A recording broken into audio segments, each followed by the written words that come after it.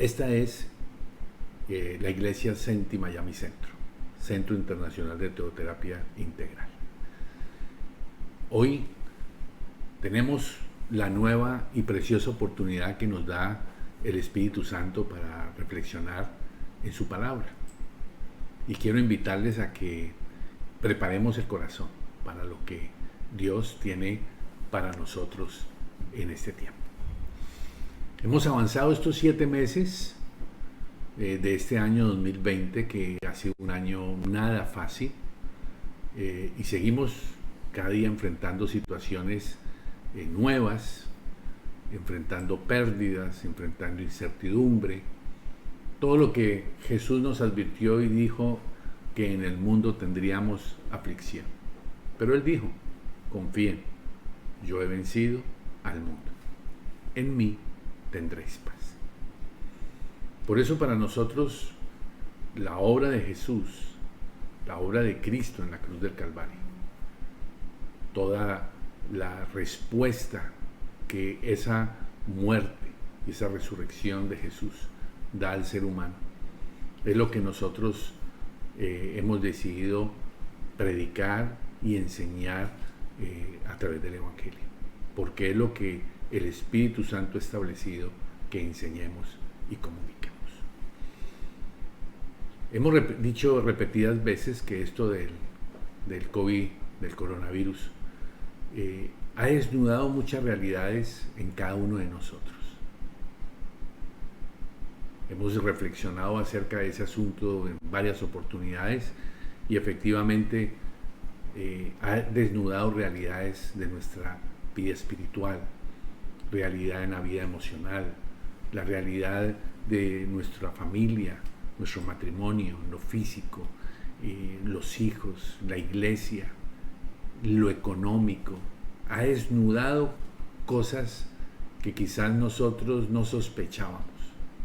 Pero bendito sea Dios, porque toda esta situación que estamos enfrentando difícil, pues es una oportunidad que tenemos para enfrentar desafíos, para madurar y reconocer que necesitamos de Dios.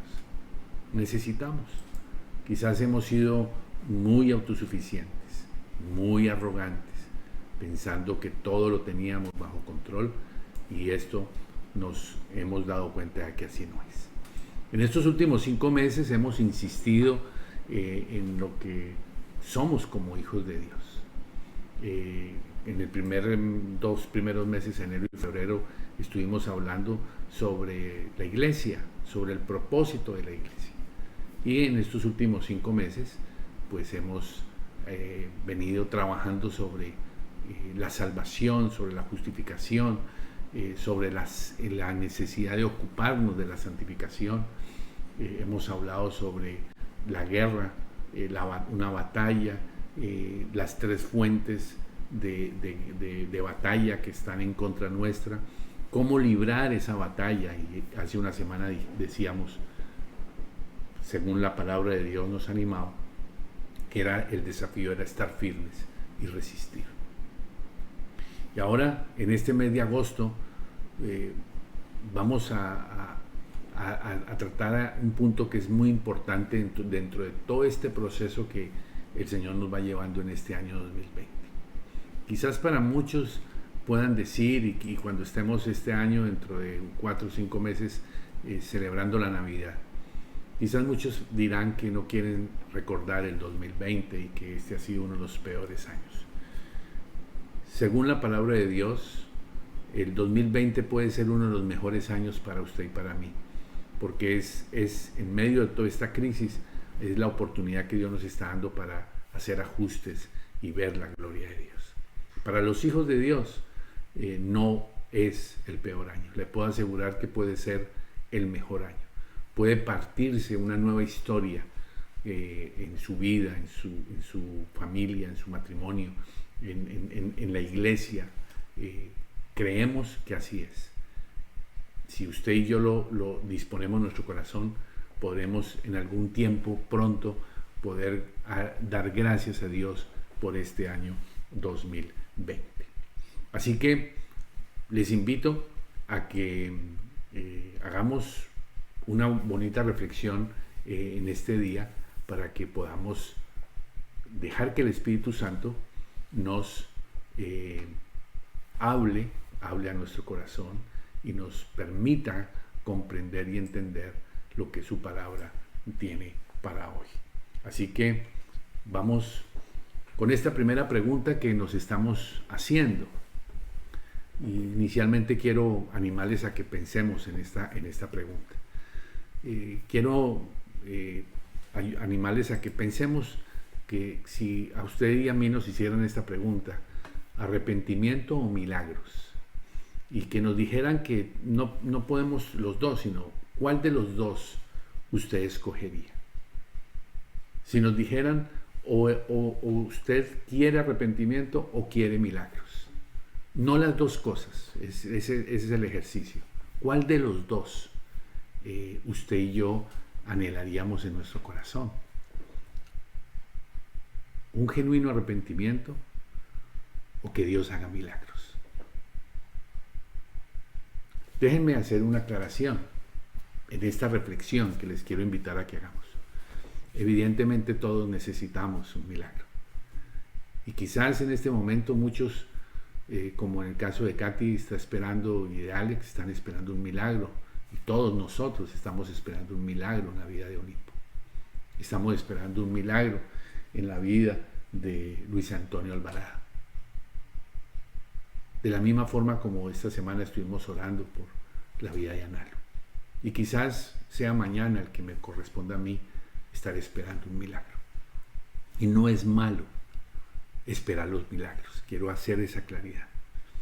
Lo que sí quiero significar es que necesitamos, a la luz de la palabra de Dios, tener un balance correcto en cuanto a prioridades.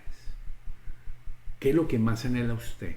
¿Usted anhela más en su corazón tener un genuino arrepentimiento cada día?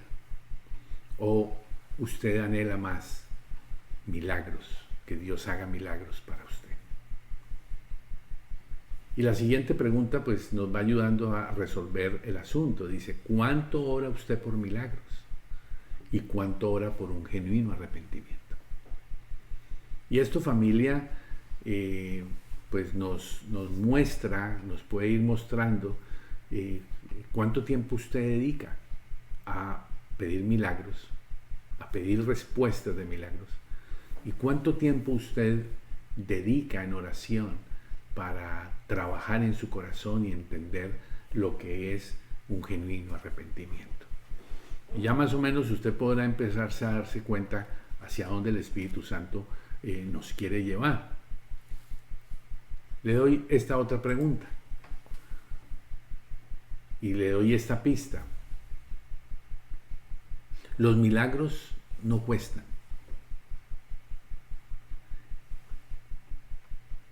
El arrepentimiento cuesta, y cuesta demasiado. Por eso quizás podemos empezar a darnos cuenta que para nosotros es más fácil estar pidiendo y buscando milagros, porque no nos cuestan, no nos costaron nada. Al que le costó fue a Jesús, pero a usted y a mí no nos cuesta. Pero un genuino arrepentimiento sí nos cuesta, y como decía hace un instante, y nos cuesta mucho. Hagámonos estas siguientes tres preguntas. ¿Cuál fue el énfasis de Juan Bautista? ¿Cuál fue el énfasis de la predicación de Juan Bautista? Aquel hombre que el Espíritu Santo usó para empezar y hacerle la apertura, la previa al ministerio de Jesús. ¿Cuál fue el énfasis de la predicación de Jesús? ¿Cuál fue el énfasis de la iglesia primitiva? Es importante que nosotros respondamos estas tres preguntas para que nos podamos ubicar. Veamos, por ejemplo, qué predicó la iglesia que hoy, cuando hablo de la iglesia, estoy hablando de la iglesia primitiva, que hoy la iglesia del siglo XXI no predica. ¿Qué enfatizó esa iglesia primitiva que hoy la iglesia del siglo XXI no enfatiza? ¿Qué fue lo que esa iglesia primitiva rehusó hacer que hoy sí la iglesia del siglo XXI hace? Estas preguntas son muy importantes porque nos llevan a reconocer y entender el giro que tenemos que dar, el correctivo que es necesario que hagamos. Porque hemos venido hablando que precisamente todos estos momentos de crisis son los momentos importantes y son los oportunos para poder hacer los ajustes. Pregunto, ¿por qué esa iglesia primitiva tuvo tanto fruto? Al punto que la iglesia primitiva de los primeros 2 siglos después de Jesús, ellos llevaron el evangelio al mundo conocido de la época, al mundo conocido de hace 2000 años. El cristianismo impactó al mundo. Y la pregunta es, ¿por qué hoy la iglesia no tiene tanto fruto? Hay algo interesante que nos tiene que llevar a analizar. Hoy se habla del aumento de las religiones y el aumento de la participación de la gente en la religión. Cuando hablo de religión, estoy hablando en general de todo lo que tiene que ver con buscar a un Dios. Cuanto más la gente está metida en religión, resulta que tenemos evidencias que los matrimonios siguen divorciándose, la violencia sigue aumentando, el suicidio sigue adelante, el consumo de drogas sigue adelante, la violencia sigue adelante. Entonces la pregunta es, ¿dónde está el efecto real que tiene que darse en la vida de personas que se supone que tienen una experiencia con Dios y esa experiencia con Dios los transforma? Y esto nos tiene que llevar a decir, algo no está sucediendo bien. Y en el caso personal nuestro, en la iglesia Miami Centro, donde quiera que usted esté, porque sabemos que nos acompañan personas de otros países, usted y yo tenemos que preguntarnos cómo es que nuestra iglesia está afectando la comunidad y por qué no estamos afectando la comunidad. ¿Por qué la iglesia, hablando de la nuestra, en qué medida está afectando otras vidas, otras familias? Debemos evaluar en el caso nuestro cuánta pasión tenemos por los perdidos y cuánto impacto estamos dando al mundo. Si usted lo recuerda, seguramente usted en el ambiente cristiano ha escuchado y es parte de lo que nosotros hemos hecho en el CENTI a través de los años, pero ha habido un énfasis exagerado en el ambiente cristiano, en la iglesia de hoy, del siglo XXI, donde se invita a campañas de sanidad, campañas de liberación de demonios, campaña de la prosperidad, campaña para la familia, campaña para jóvenes, campaña para niños, campaña para los profesionales, campaña de profecía, campaña social y hasta campaña política. Y la verdad, esto no está mal, el que haya estas campañas. Lo que está mal es el gran énfasis que se le ha dado a eso, y entonces como que hemos estado cayendo en estar dándole a la gente como métodos de superación personal. Y resulta que ese no puede ser el énfasis de la iglesia. El énfasis de la iglesia tiene que ser la predicación del evangelio, porque esto es lo que agrada a Dios. Y el énfasis que la palabra de Dios hace está en una palabra que yo quiero invitarle a que usted y yo reflexionemos a partir de hoy, posiblemente por 1 o 2 sábados más, porque es una palabra clave en la vida del cristiano. Y esa palabra es arrepentimiento. Yo le pregunto, ¿qué tan importante es hoy el arrepentimiento para usted y para mí? Para nuestra iglesia, Miami Centro, hablemos de nosotros o del CENTIC como tal, porque ya en este momento no es bueno hablar de otras iglesias o de la iglesia en general. Hablemos de nosotros. ¿Qué tan importante es hoy para usted y para mí un genuino arrepentimiento?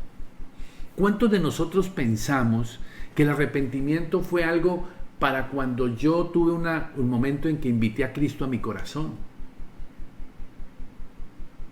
Pero no es así. El arrepentimiento es algo continuo que necesito ejercer todos los días. ¿Cuánto en su balanza pesa su necesidad y su anhelo de verdadero y genuino arrepentimiento contra el ser bendecido y esperar ser de bendición? ¿Qué tan importante es hoy en la iglesia? Cuando usted y yo nos despertamos cada mañana, ¿hay un anhelo de genuino arrepentimiento? Y es posible que no sea así. Vamos a hacer un pequeño recorrido por la palabra de Dios. Les animo a que tomemos la Biblia y veamos algunos detalles y algunos ejemplos que nos van a ayudar a entender por qué el énfasis, tanto en el Antiguo Testamento como en el Nuevo Testamento, de parte de Dios es arrepentimiento. En el Génesis capítulo 6, usted y yo recordamos en el versículo 5, Génesis capítulo 6, versículo 5, vemos que dice: y Jehová Dios vio que la maldad de los hombres era mucha en la tierra, y que todo designio de los pensamientos del corazón de ellos era de continuo solamente al mal. En el mismo capítulo, versículo 13, dice: y dijo Dios a Noé: he decidido el fin de todo ser, porque la tierra está llena de violencia a causa de ellos, y he aquí, yo los destruiré con la tierra. También vemos en el versículo 8 un detalle interesante, que en medio de eso dice que Noé halló gracia ante los ojos de Jehová. Y en el versículo 22 dice: y lo hizo, así Noé hizo conforme a todo lo que Dios le mandó. Dios mira lo que está pasando en la realidad del mundo en el momento. Versículo 5 y versículo 13 muestran una realidad de pecado donde todo el mundo está inclinado al mal, y una decisión que Dios ha tomado: la destrucción de todo ser. Pero allí aparece la hermosura del versículo 8. Un hombre halla gracia delante de Dios. ¿Y por qué halla gracia? Porque este hombre tuvo un genuino arrepentimiento. Él estaba también condenado como todo ser, porque si usted mira, la decisión del Señor es acabar con todos los seres. Sin embargo, Dios halla gracia en el corazón de Noé. O mejor, Noé halla gracia ante los ojos de Dios. Y entonces se le ve a un Noé arrepentido. Y ese hecho hace que Noé se forme en el instrumento, y Dios le da la visión de que él asuma el desafío de construir un arca para llevar salvación. Pasemos la página, vamos a Génesis capítulo 18 y vemos el caso de Abraham. Cuando allí en el capítulo 18, en el versículo 26,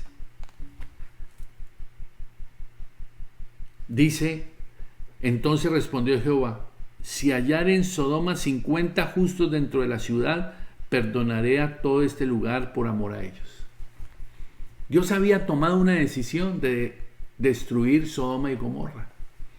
Y la razón por la cual Dios iba a traer juicio sobre Sodoma y Gomorra era porque no había arrepentimiento. Y allí Abraham, en el versículo 26, le hace un desafío alrededor del versículo 26, le hace un desafío al Señor. En el 27 le dice: Abraham replicó y dijo: he aquí ahora que he comenzado a hablar a mi Señor, aunque soy polvo y ceniza. Quizá faltarán de 50 justos. Falten 5. Y le había hecho el planteamiento al Señor: Señor, si hay 50, no lo hagas. No puedes acabar con el justo, con el impío. Y el Señor le dijo: ok. Versículo 26. Estoy dispuesto a perdonar a todos. Estoy dispuesto. Dios puede haber dicho: ok, consigue los 50, yo perdono los 50 y los demás perecerán. El amor de Dios y su misericordia es: si hay 50, perdono a todos. Miren este detalle de amor tan especial. Sin embargo, la historia, usted la conoce, que Abraham comenzó a bajar la cuenta hasta que llegó a 10. Y no se habló más del asunto porque no se hallaron ni 10 siquiera. Pero ¿cuál era la diferencia? En el genuino arrepentimiento. Abraham fue un hombre que se arrepintió. Abraham fue un hombre que vivió en la idolatría. En su momento de no conocer a Dios, Abraham se arrepintió. Y toda la historia, lo que vemos, aún él cometió errores, pero él se arrepintió. Fue usado por Dios para cosas grandes. Sigamos pasando la página rápidamente, porque pues como comprenderán no podemos tocar todos, pero quiero animarles a que veamos este tema del arrepentimiento, por qué es tan importante. Y es importante en la Biblia, en el Antiguo y en el Nuevo Testamento. En el libro de Jonás, vemos en el capítulo 1, versículo 2 y versículo 3, que el Señor le dice a Jonás: levántate y ve a Nínive. Nínive era una ciudad enemigos de Dios. Una ciudad que en esa época tenía unos 120,000 habitantes. Para que usted tenga idea, la proporción de lo que era Nínive. Una ciudad de 120,000 habitantes en esa época es el equivalente a una ciudad como Ciudad de México, con 15 millones de habitantes. Eso era Nínive. Allí no había temor de Dios. Y Dios levanta a un profeta, al profeta Jonás, y le dice: levántate y ve a Nínive, ve a donde tus enemigos, aquella gran ciudad, y pregona contra ella. Yo quiero pedirle que por favor usted subraye eso. Pregone contra ella, predique y anuncie contra ella. Porque ha subido su maldad delante de mí. Ha subido su maldad delante de mí. Esto es un detalle bien importante. Ahora, En el versículo 3, ¿qué hizo Jonás? Jonás se levantó, pero no para obedecer, sino se levantó fue para huir. Porque él sabía que si ese pueblo se arrepentía, Dios iba a hacer algo grande con ellos. Y Jonás no podía aceptar eso porque para su manera de ver las cosas, Nínive era un pueblo de enemigos. Y él no podía aceptar que Dios bendijera enemigos. Y eso mismo nos enseña hoy que muchos de nosotros no podemos creer o no pueden creer en que Dios bendiga a un enemigo suyo. Y nos molestamos por eso. Nos ponemos nerviosos e incómodos cuando Dios bendice a un enemigo nuestro. Y sabe una cosa, esa es la evidencia de que usted y yo, o al menos, necesitamos genuino arrepentimiento. Porque la envidia necesita arrepentimiento. El que usted y yo no nos gocemos con la prosperidad del enemigo es porque necesitamos genuino arrepentimiento. Miren allí, en el versículo 10 de Jonás. Y aquellos hombres temieron sobremanera y le dijeron: ¿por qué has hecho esto? Porque ellos sabían que huía de la presencia de Jehová, pues él lo había declarado. Jonás había oído y allí había empezado a generar problemas para aquellos hombres que iban en ese barco. En el capítulo 3, versículo 10, dice: y vio Dios lo que hicieron, que se convirtieron de su mal camino, y se arrepintió Dios del mal que había dicho que les haría, y no lo hizo. Es decir, que este pueblo se arrepintió. Y Dios se arrepintió. Dios los bendijo. Sigamos viendo Juan Bautista. Mateo, el Evangelio de Mateo, capítulo 3, versículo 1 y 2. ¿Cuál fue el énfasis de Juan Bautista?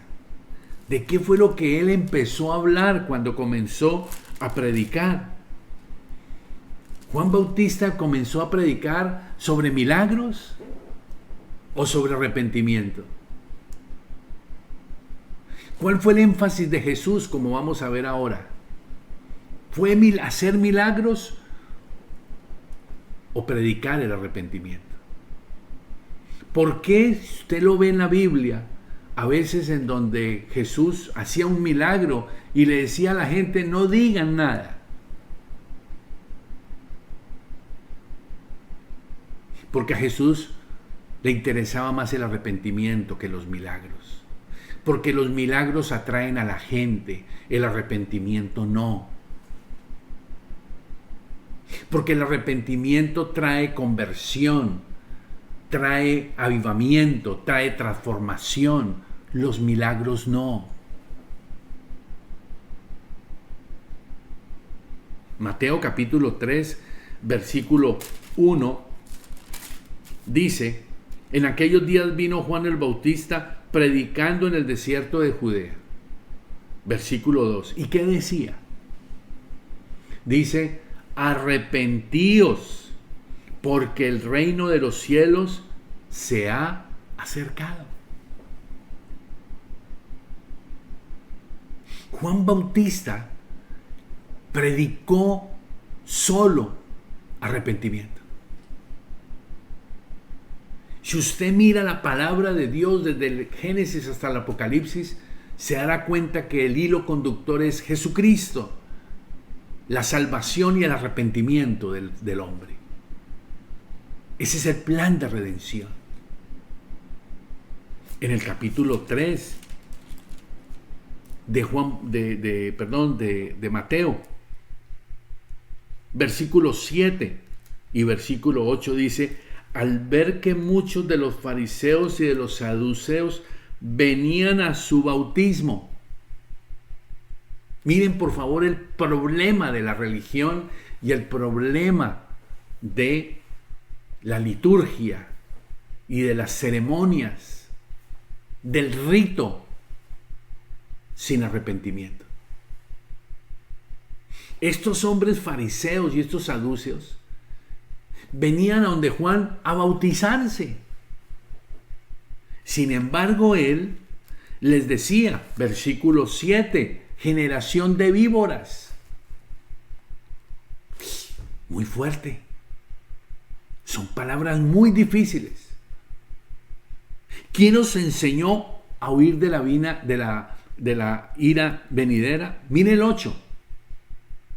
Pues, por favor, hagan frutos dignos de arrepentimiento. Y este mensaje no ha pasado, no fue para los fariseos y los saduceos. Es para usted y para mí y para el mundo que no conoce de Jesús.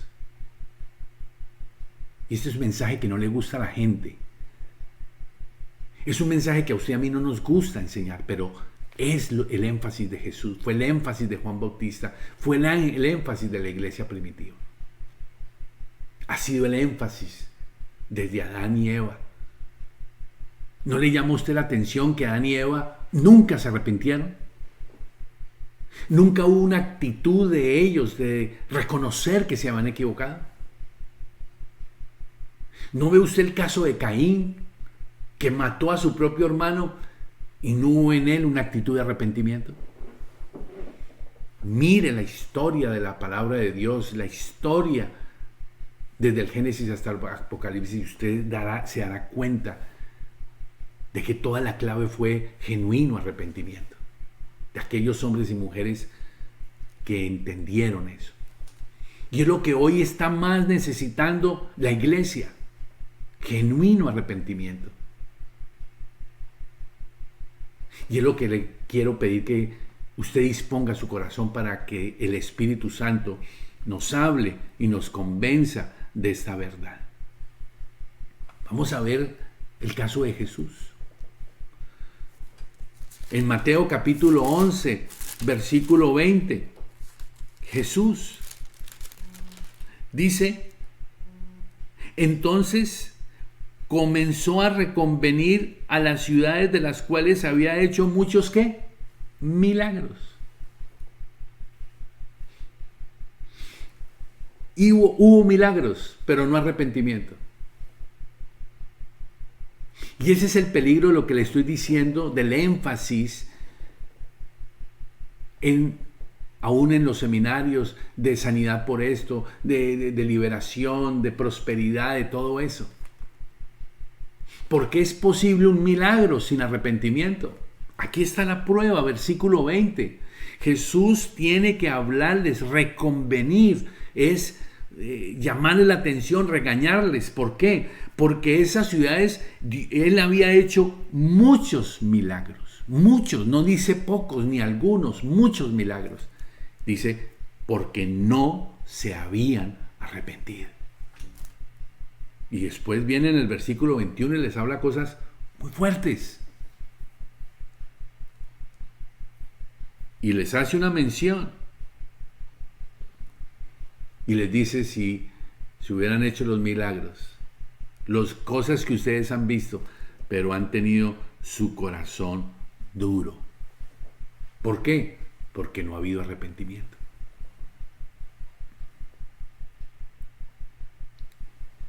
Veamos ahora Marcos capítulo 1, versículo 15. ¿Qué nos cuenta el Evangelio de Marcos capítulo 1, versículo 15, segunda parte? Leámoslo todo, dice: diciendo, el tiempo se ha cumplido y el reino de Dios se ha acercado. Arrepentidos y creed en el Evangelio. Este era el mensaje que ha habido en la Biblia todo el tiempo. Fue el mensaje de Jesús.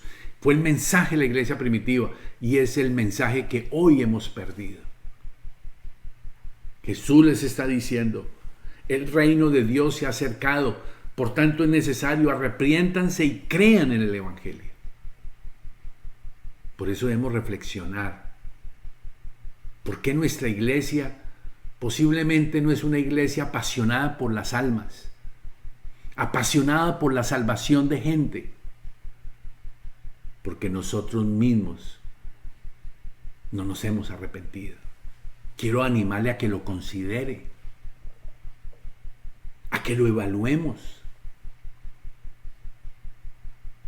Es posible que no ha habido en nosotros una genuina conversión porque alguien que entiende la conversión está incendiado y apasionado para llevar a otros a esa misma conversión.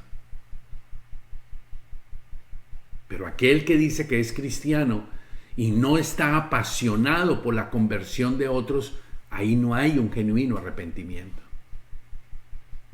No estoy hablando de salvación, no estoy hablando de que usted no tiene la salvación, por favor.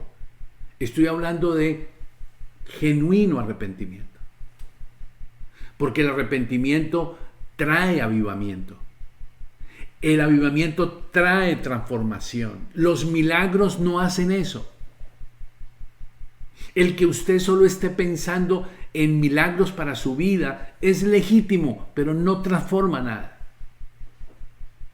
Y tristemente hay muchas personas que ven un milagro y siguen igual. No cambian. Aún en medio de momentos difíciles, no cambian porque no hay arrepentimiento. Veamos qué dice Lucas capítulo 5. ¿Qué nos dice la palabra de Dios? ¿Qué era lo que Jesús, cuál era el énfasis de Jesús? ¿Campañas de sanidad? No lo era. ¿Campañas para liberar a la gente de demonios? Tampoco. Vuelvo ya claro, es parte, orar por sanidad, orar por la guerra espiritual, está bien, pero ese no era el énfasis. El énfasis es genuino arrepentimiento, santidad, santificación, ocuparnos de la santificación. Vemos aquí en Lucas capítulo 5, versículo 32. Jesús dice, no he venido a llamar a justos, sino yo he venido a llamar a pecadores al arrepentimiento. Aquí el Señor está siendo demasiado claro. Dice, yo no vine aquí por justos, yo vine aquí por pecadores que sean objeto de pecadores arrepentidos, que ellos estén dispuestos a arrepentirse. No está buscando justos, por eso me encontró a mí. Y por eso lo encontró a usted, con todo respeto se lo digo. Estaba buscando a que haya pecadores que estén dispuestos a ir hacia el arrepentimiento.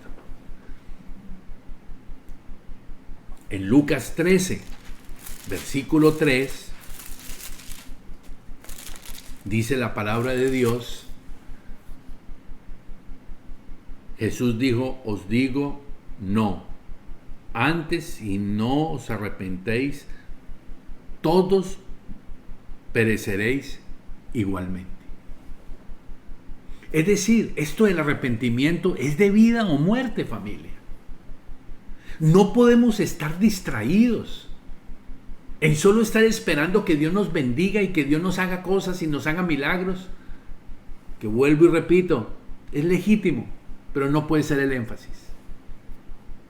El énfasis tiene que ser arrepentimiento, porque es de vida o muerte, lo estamos viendo aquí en este versículo. Veamos, por ejemplo, en el caso de Pedro, Lucas capítulo 5, versículo 8. En un momento donde Pedro ha visto un milagro Después de haber estado pescando y no haber conseguido nada, y después él obedece a lo que el Señor hace y sus barcas se llenan, tiene que llamar a otros a pedir ayuda y las barcas se hundían de peces. Fue un milagro. Este hombre Pedro, en medio del milagro, en medio de la victoria, en medio de peces, para un pescador peces era la vida. Él es capaz de decir, antes de decir, es capaz de caer de rodillas. Y estando de rodillas dice, Señor, apártate de mí, porque soy hombre pecador. Eso es arrepentimiento. Ese es el tipo de cristianos que necesitamos hoy, que caigamos de rodillas y digan, apártate, Señor, porque soy hombre pecador. Que haya dolor por nuestro pecado,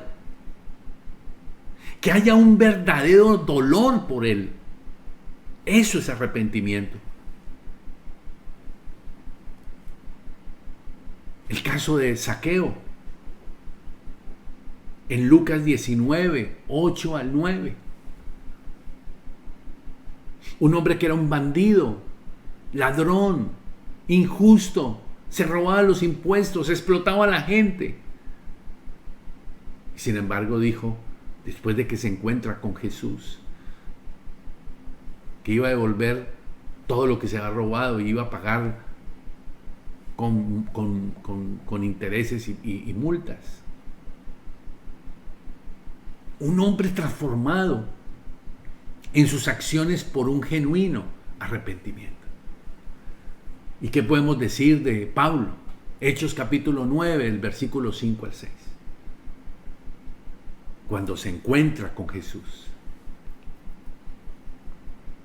Pablo hace dos preguntas, o ese Saulo de Tarso en ese instante. ¿Quién eres?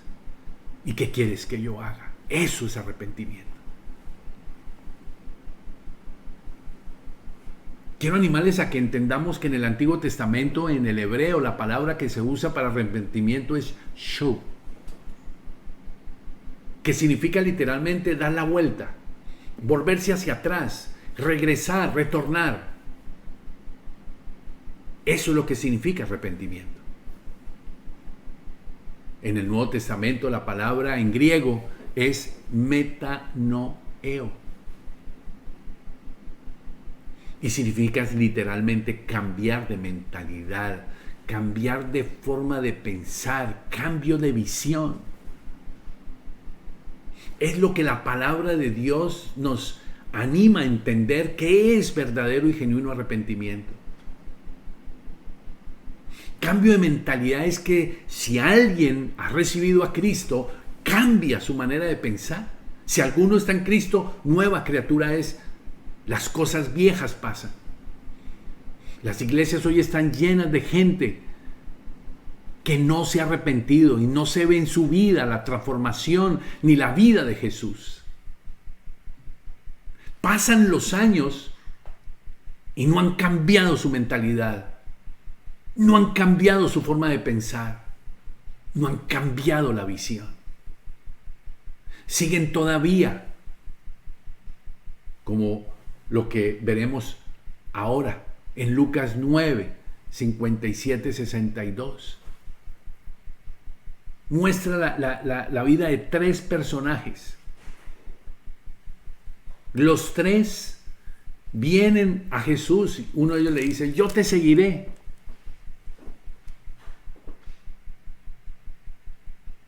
Te seguiré donde tú digas, pero antes tal cosa.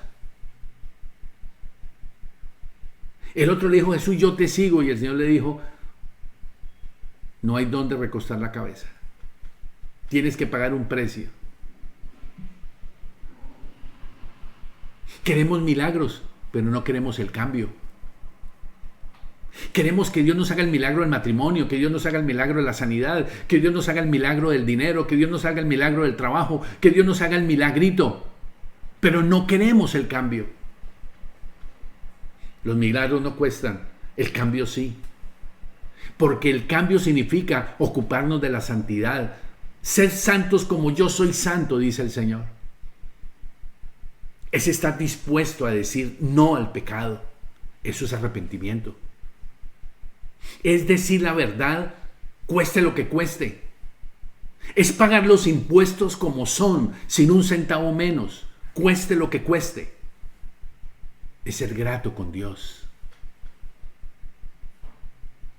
Arrepentimiento, no más mentirle al Espíritu Santo. Acuérdense de aquellos hombres, Ananías y Zafira, que le mintieron al Espíritu Santo respecto de la plata y terminaron muertos. No se preocupe, no le estoy diciendo que Dios lo va a matar, y menos por dinero. Pero usted está viviendo en muerte si sigue mintiéndole al Espíritu Santo con el uso de su dinero. Si sigue usted mintiéndole al Espíritu Santo con el 10% del diezmo. Si sigue usted mintiéndole al Espíritu Santo con el uso del 90%. Su vida sexual. Mi vida sexual, mis pensamientos, sus pensamientos. Arrepentimiento, familia. Gloria a Dios por los milagros. Los milagros no cambian, los milagros no transforman a nadie. La vida de Jesús sí transforma a aquel que genuinamente se arrepiente.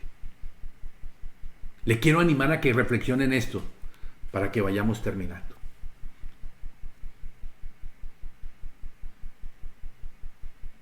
Hoy nos estamos enfrentando en el siglo XXI, en la iglesia del siglo XXI, y nosotros en el CENTI, en Miami Centro, al menos hablo por Miami Centro, a esta realidad. No sé de las demás iglesias, pero esta.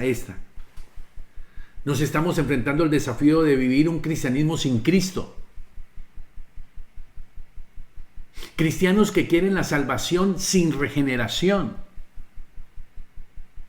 Cristianos que quieren perdón sin arrepentimiento. Cristianos que quieren milagros sin santidad. Cristianos que anhelan y viven un cristianismo sin el Espíritu Santo.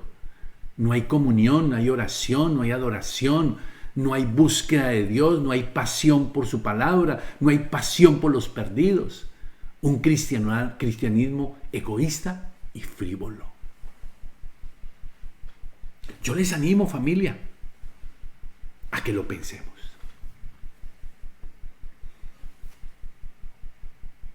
Termino con esto, familia. En Lucas capítulo 15, versículo 11 al 32, está la parábola del hijo pródigo.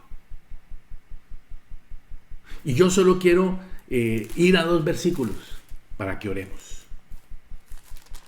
Ustedes conocen muy bien la historia de la parábola del hijo pródigo.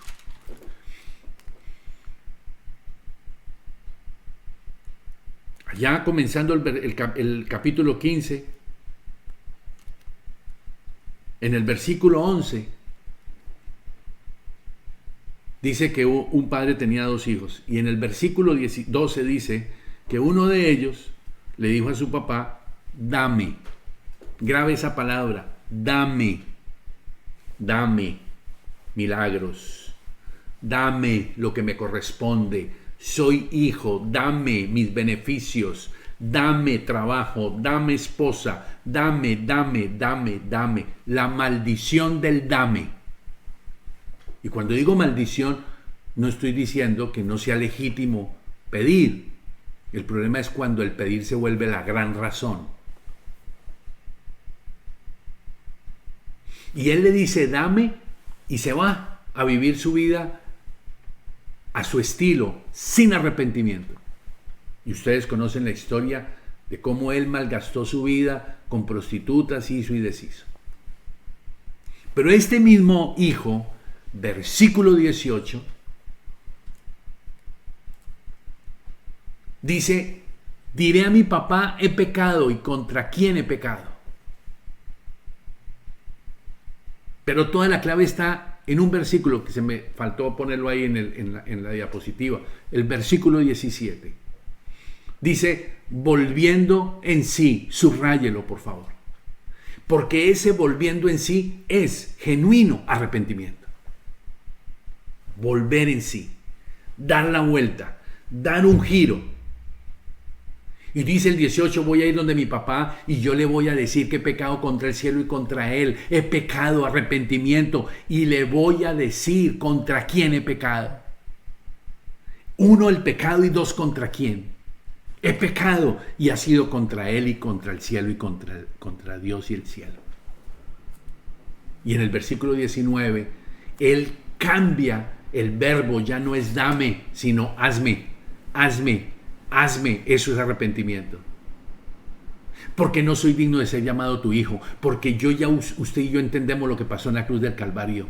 Y como Jesús dio su vida por usted y por mí, no soy digno de que me llame hijo, aunque Él me llama hijo. No soy digno de su salvación, pero Él me salvó. No soy digno de su gracia, pero me dio su gracia eterna.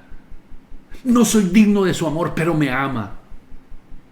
Y cuando cada mañana usted despierta entendiendo que usted no merece nada, que yo no merezco nada y que solo su gracia, estamos en el verdadero y genuino arrepentimiento.